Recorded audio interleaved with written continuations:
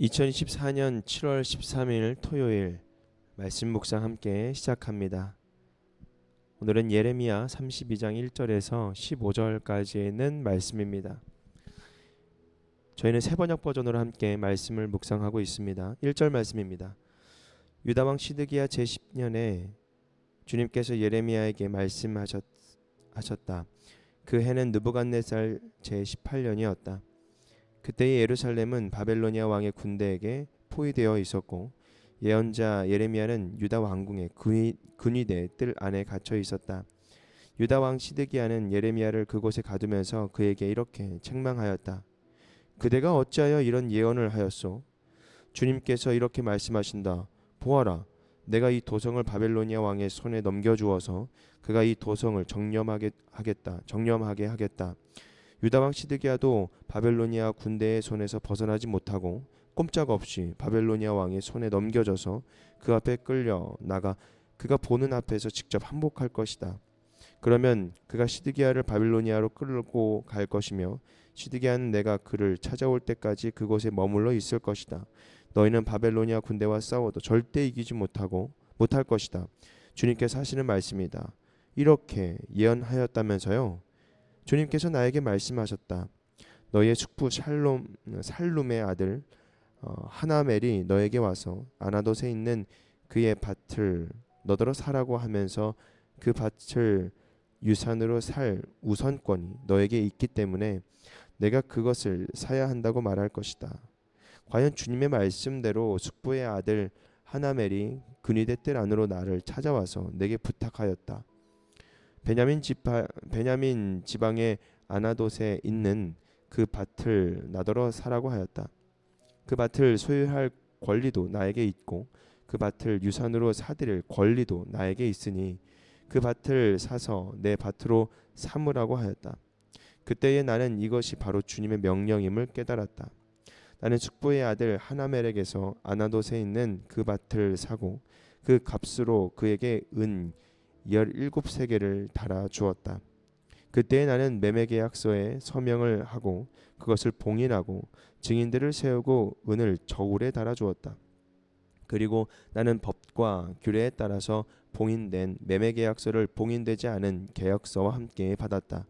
그리고 나는 숙부의 아들 하나멜과 그 매매계약서에 서명한 증인들과 근위대 뜰 안에 앉아있던 모든 유다 사람이 보는 앞에서 그 매매 계약서를 마세아의 손자이며 네리야의 아들인 바룩에게 넘겨주고 또한 그들이 모두 보는 앞에서 바룩에게 부탁하였다. 나 만군의 주 이스라엘의 하나님이 말한다. 이 증서를 곧 봉인된 매매 계약서와 봉인되지 않은 계약서를 받아서 옹기 그릇에 담아 여러 날 동안 보관하여라. 참으로 나 만군의 주 이스라엘의 하나님이 말한다. 사람들이 이 나라에서 다시 집과 밭과 포도원을 살 것이다. 아멘. 오늘 말씀 주제는 아나돗의 밭을 사다라는 주제로 말씀 묵상을 하겠습니다. 하나님은 유다의 멸망을 예언한 예레미야에게 아나돗의 땅을 사라고 하십니다. 말도 안 되고 또 모순처럼 보이지만 이는 유다가 회복될 거라는 소망을 담은 상징적인 행위였습니다. 믿을 수 없는 심판과 약속을 계속해서 하나님께서 주시는데 사실은 믿을 수밖에 없는 곳에는 믿음이 필요가 없겠죠. 믿음이 믿어지지 않을 때에 그리고 믿어지지 않아서 도저히 그것이 불가능이라고 생각을 할 때에 그때 사실 우리에게는 믿음이 필요하겠죠. 불편하기도 하지만 불만이 있을 때 그때에 하나님의 결정에 따르는 것이 바로 믿음입니다. 놀랍게도 바벨로니아에게 항복하는 것이 바로 하나님께 항복하는 것입니다. 즉 십자가와 부활이 믿어지지 않았을 때에 그때에 주님을 믿는 그 믿음 가운데에 우리는 구원에 이르게 되는 것이죠. 예레미야에게 항복하라는 말씀을 주시고 동시에 곧 망할 성읍의 땅을 사라고 하십니다. 모순처럼 보이지만 하나님이 그리고 계시는 큰 그림으로 보면 어쩌면 하나님의 입장에서는 당연한 일이라고 볼 수가 있죠.